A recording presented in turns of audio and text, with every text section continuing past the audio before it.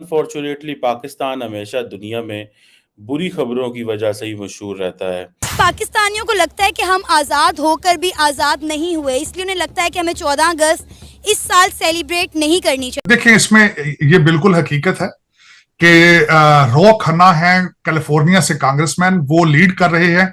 यहाँ पे मैं इसका बैकग्राउंड बताना चाहूंगा। यहाँ पे यूएस कांग्रेस के अंदर एक इंडियन जो काकस है, उसको 5 कांग्रेसमैन जो इंडियन है उन्होंने उसको फॉर्म किया। उसका नाम है मैं देख रहा था कि अफगानिस्तान के जो स्पोक्स पर्सन हैं ज़बीउल्लाह मुजाहिद, उनकी एक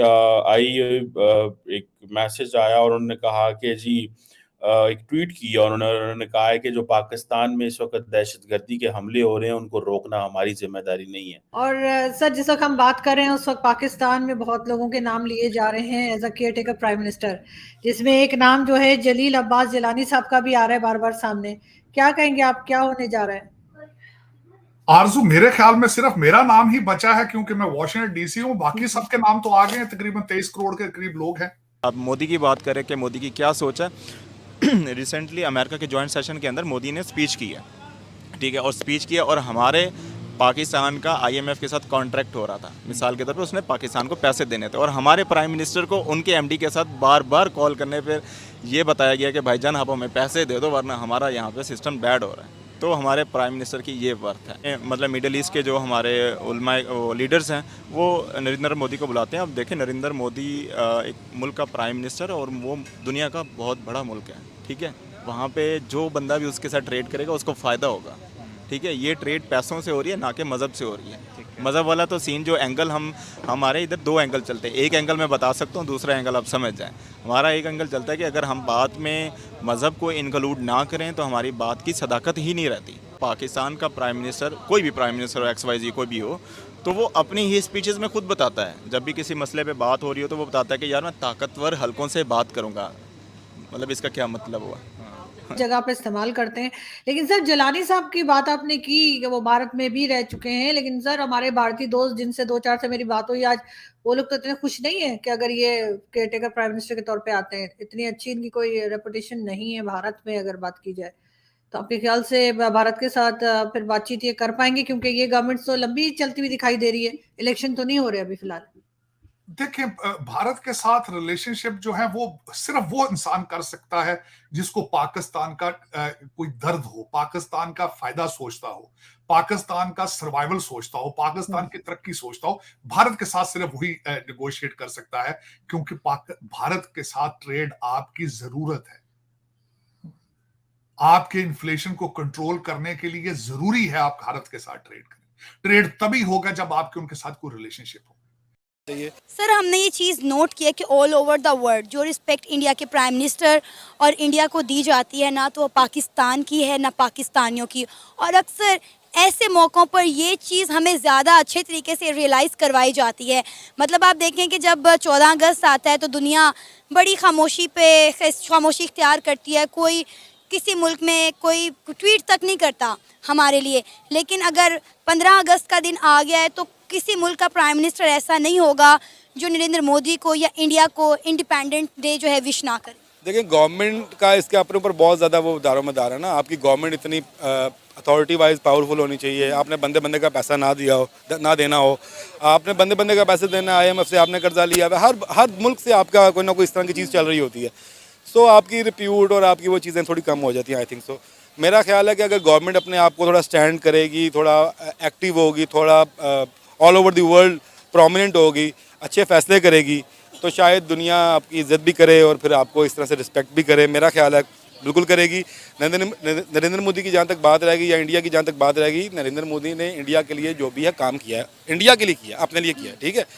तो और दुनिया में उसको बताया भी है कि मैंने ये किया है, नो डाउट किया उसने। जब उसने किया है तो उसकी रिस्पेक्ट भी हो रही है। हमें भी करना चाहिए, हमारी भी रिस्पेक्ट होगी। ये था कि इसके ऊपर जितनी ऑथेंटिक बात आप कर सकते हैं उतना शायद कोई भी एनालिस्ट बात नहीं कर सकता, क्योंकि यूएस में आप मौजूद हैं और यूएस की सियासत को, पॉलिटिक्स को बहुत अच्छे से आप देख रहे हैं। सर, क्या ये खबर है कि 15 अगस्त को as a national day celebrate किया जा रहा है यूएस में और 8 कांग्रेसमैन हैं जो कि प्रॉपर इंडिया भी आ रहे हैं 15 अगस्त को सेलिब्रेशन के लिए?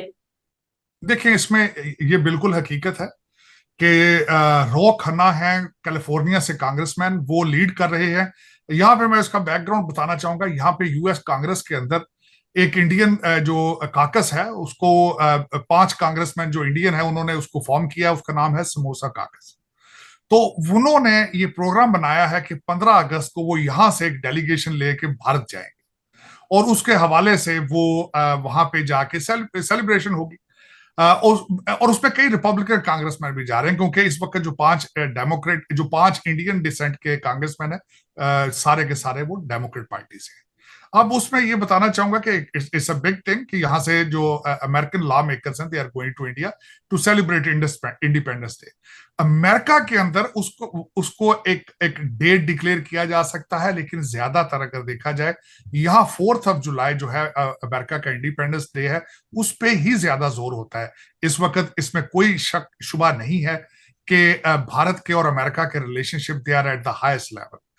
उसकी वजह यह है कि अमेरिका का सबसे बड़ा चैलेंज इस वक्त अगर देखा जाए तो वो चाइना है, और उन्हें पता है, और इंडियन ओशन के अंदर उन्हें पता है ताइवान, यूक्रेन के बाद अगला जो होगा, जो युद्ध का मैदान जो होगा सजेगा, वो यूक्रेन होगा। और उसमें अमेरिका इस वक्त ज्यादा से ज्यादा रिलाय कर रहा है भारत पे, उनकी इंडियन ओशन में उनकी सपोर्ट के लिए, और ये सब चीजें। तो उस हवाले से देखा जाए तो India is a big partner in that China issue.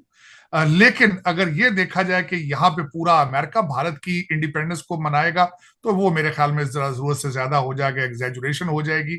लेकिन इस वक्त अगर देखा जाए तो भारत और अमेरिका के रिलेशनशिप, हमारा एक एंगल चलता है कि अगर हम बात में मज़हब को इंक्लूड ना करें तो हमारी बात की सदाकत ही नहीं रहती। ठीक है, मिसाल के तौर पे मैं बिज़नेस कर रहा हूँ या कोई XYZ चीज़ कर रहा हूँ, जब तक मैं मज़हब को उसके अंदर नहीं लेके आऊँगा मेरी ऑथेंटिसिटी नहीं होगी।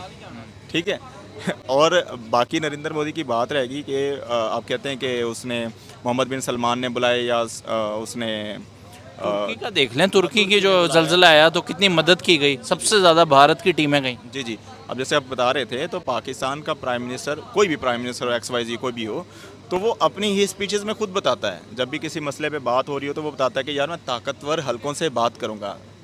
मतलब इसका क्या मतलब हुआ? प्राइम मिनिस्टर से बड़ा तो कोई ताकतवर हल्का नहीं हो सकता। वो अपनी स्पीच में बता रहे हैं, अपने वर्ड से बता रहे हैं कि भाई मेरे हाथ बंधे हुए हैं, मेरी जो पावर है वो लिमिटेशन है। जब आपकी पावर लिमिटेशन होगी तो दुनिया किससे डील करेगी? आपके प्राइम मिनिस्टर से डील करेगी, किससे डील करेगी? जब आपके ये इश्यूज़ होंगे तो आपके प्राइम मिनिस्टर की कोई वर्थ ही नहीं होगी। फिर आपके प्राइम मिनिस्टर को, जो पाकिस्तान की 24-25 करोड़ की आवाम का एक सरबराह बना हुआ, वो एक IMF की कंपनी है, ठीक है, उसके MD, मतलब उसका स्टेटस कम होता है, उसको कॉल करेगा, उसको बताएगा कि भाई मुझे पैसे दे दो, और उसको कॉल करवाने के लिए वो सऊदी अरब की है